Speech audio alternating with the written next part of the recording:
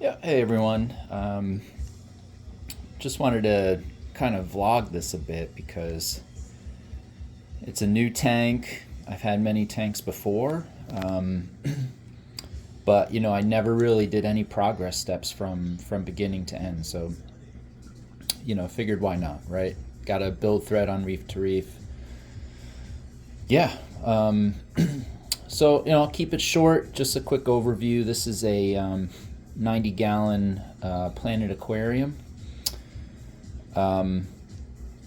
Really love the quality of this tank. There's a local shop here in New Jersey that stocks it and uses only these aquariums. I mean, like, the owner is very good there, and it's like whatever you see online works just as good. But I think for me, I wanted to spend a bit of money and have something that's really looks good. But yeah, just to give you kind of some details. This tank is a little over a month old now. Prior to that, it cycled for about 2 months. And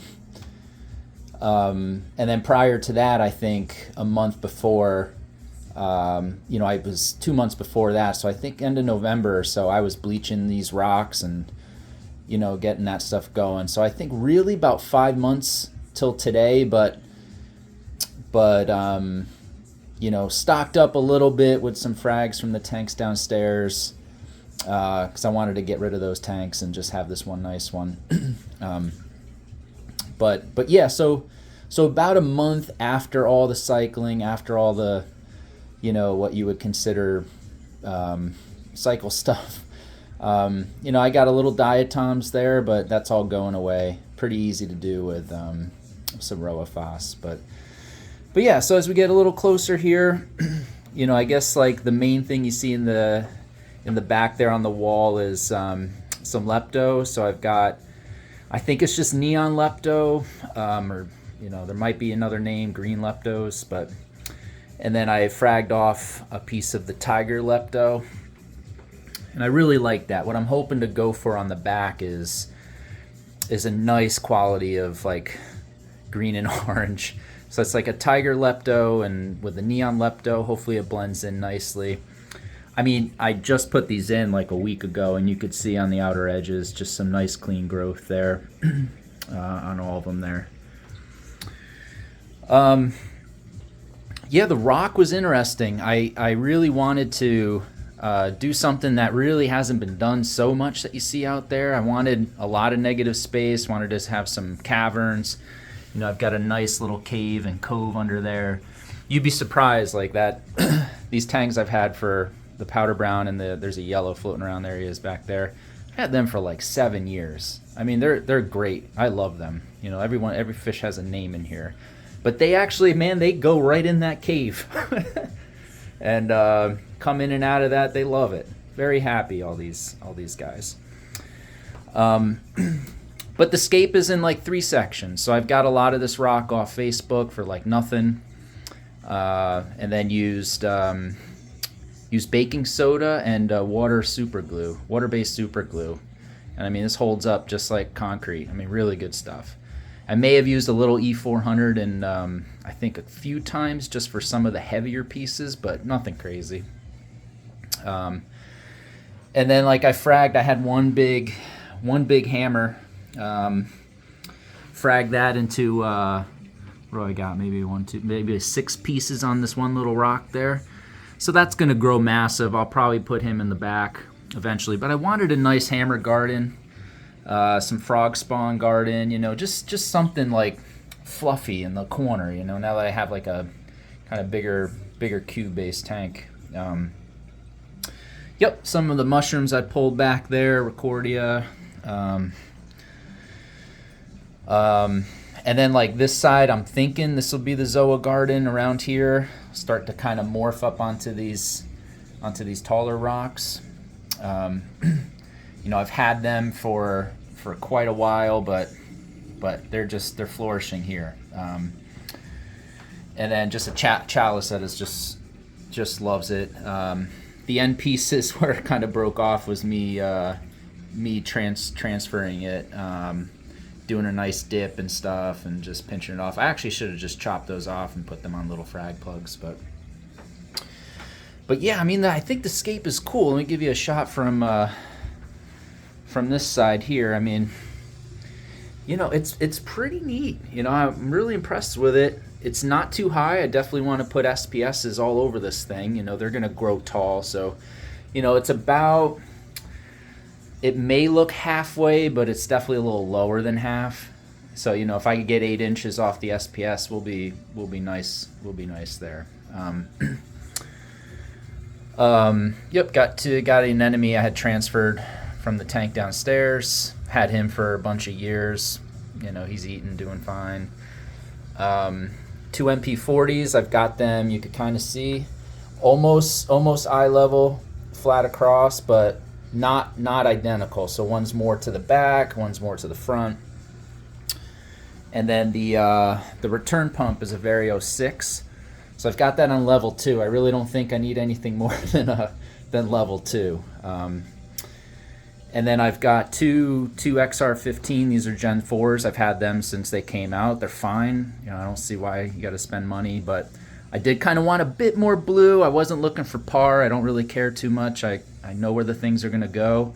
But the Reef Brights I picked up recently, I mean, they do give a nice pop. You know, I am pretty impressed with these.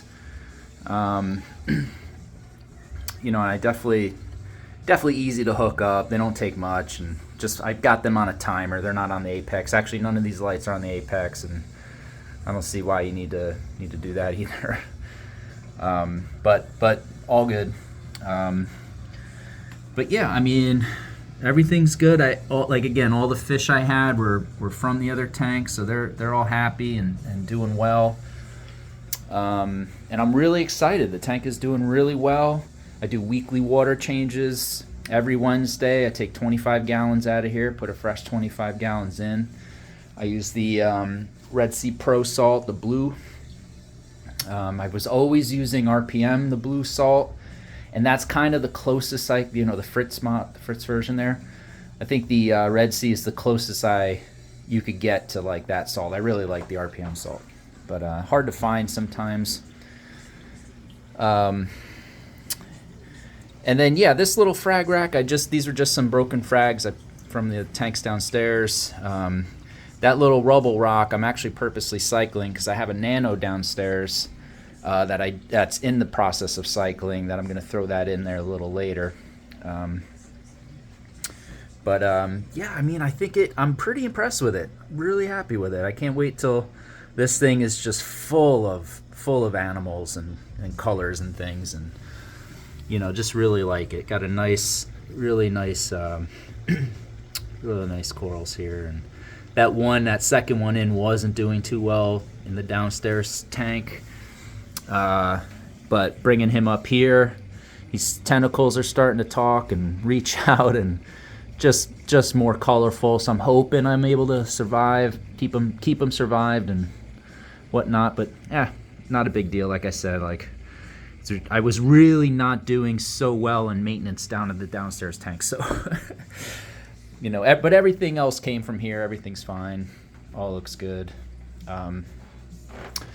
So yeah, so some Reef Brights, some XR15s. This is kind of centered in my room. It's more of an office area, so I've got all my collectibles and different things. Nice little Planet Freshwater there, and you know, different stuff. It just kind of fits. I'm in here all day anyway. But yeah, let's take a look at the sump and everything down here. Hit the light for you. Yep. So in terms of plumbing, just have the one main going down into a Clarity, the Gen 3 5000 there. I've had this Reef Octo, I think it's the 120, 150S.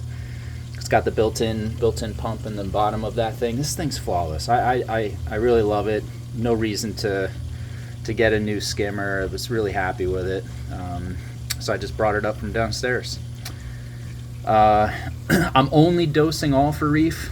Okay, so I've prepped another container for the second dose, which is that green line, but I have nothing to dose yet. Like, everything's kind of fine. Maybe, you know, down the road there might be like a potassium thing or an iron thing I have to do for a little bit, but I'm ready. And then also I've got another dose there, just, you know, for whatever down the path I decide to do. You never know. I just kind of like built this sump to, or this down area, to be prepared for whatever. Yeah, that's pretty much it. The cheap ozone, I mean, it's probably hitting 300 ORP right now, and I mean, it's pretty clear. Like I don't need a UV. There's no necessarily need for that. I don't have any ick, or I'll never get that thing. I mean, like, there's nothing more going on in here. Again, all these fish were downstairs and happily doing fine. But yeah, the skimmer, obviously I've got two ports on there. Take the ozone, goes into one. The other one I have going into just a basic pH with just some media in there, and I think my pH runs at like 8.25 during peak. I mean, the lowest 8.16, kind of averaging. You know, again, not concerning. I just figured, hey, you know, let me do all this stuff now. And there's the emergency drain there, goes right in there. But probably the coolest thing, I mean, the really coolest thing is this clear water scrubber. I mean, I'm really, really happy. I've had this on here for about 2 weeks now, and I'll just kind of show you, just in 2 weeks, you know, what we're looking at for some growth. And this thing runs, you know, that's pretty good. I haven't had to scrape it or anything, but can't wait till I do, right? And you know, all of these things contribute to having a clean display. So this runs, I think that runs from 10 p.m. I got it on for 12 hours. I think it's a 10 to 10. So it's on roughly an hour before the lights kick off in the display, and then it's off at 10 a.m. and the lights kick on about 2:30 or something like that. And then, yeah, just the Varios controller there for the 6. Just doing an Aqua Max, again, with Roa Fossin here. It's perfect. That's all you need.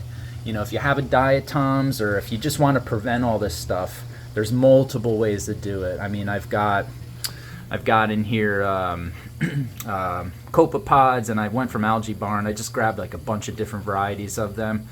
So like every other day or so, I just put in 30 milligrams of Phyto. And, you know, I think they contribute to keeping the dinos or diatoms down, and, you know, all that good stuff. Plus the Roa. I mean, I'm running a 0.03 to 0.08, probably averaging 0.05. You know, on the Apex shows me all that good stuff. Alk currently stays, I mean, this all for Reef is really good. This Alk stays roughly around 8.8 was usually where I like it.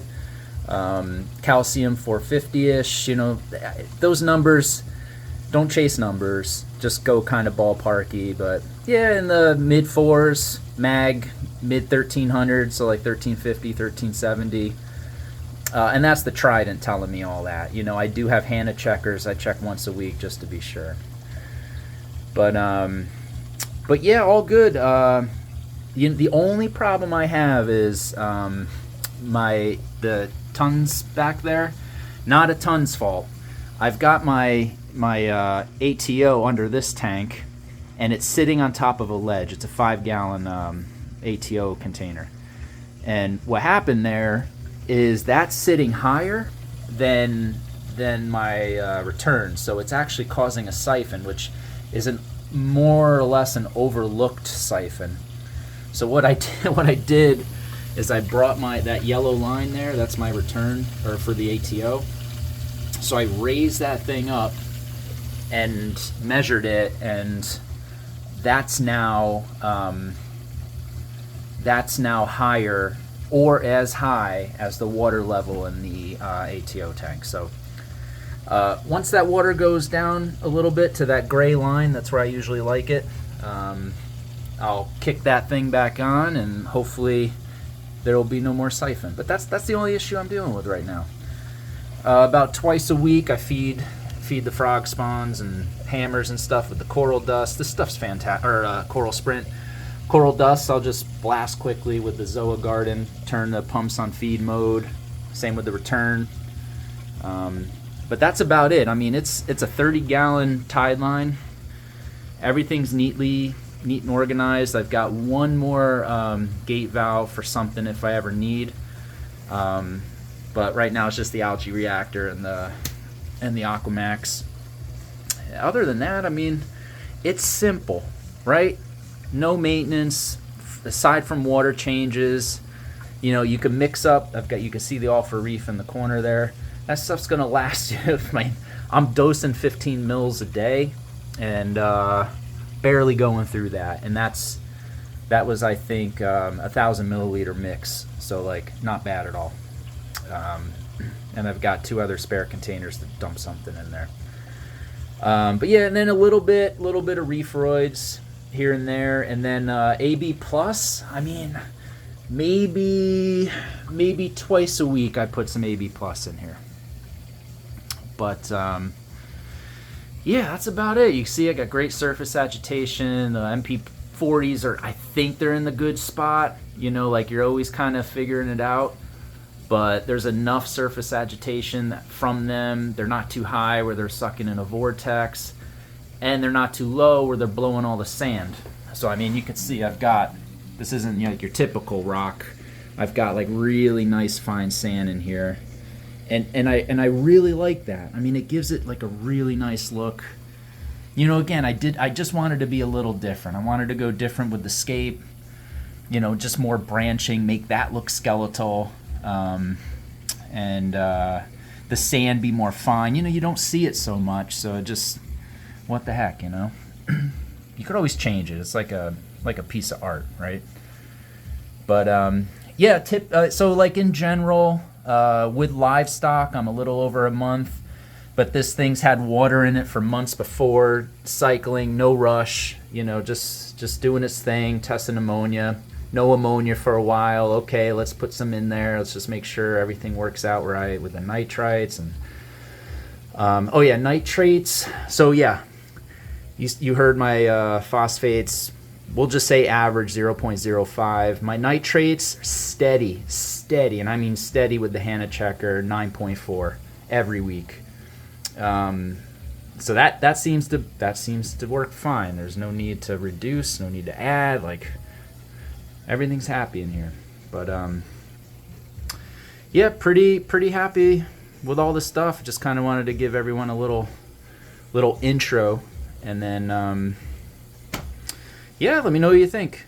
You know, I hope to make a couple more of these, and as I get different corals and placements, and you know, grow this into to a nice little masterpiece. But yeah, all good. All right, Snowcross here, signing off. Thanks, everyone.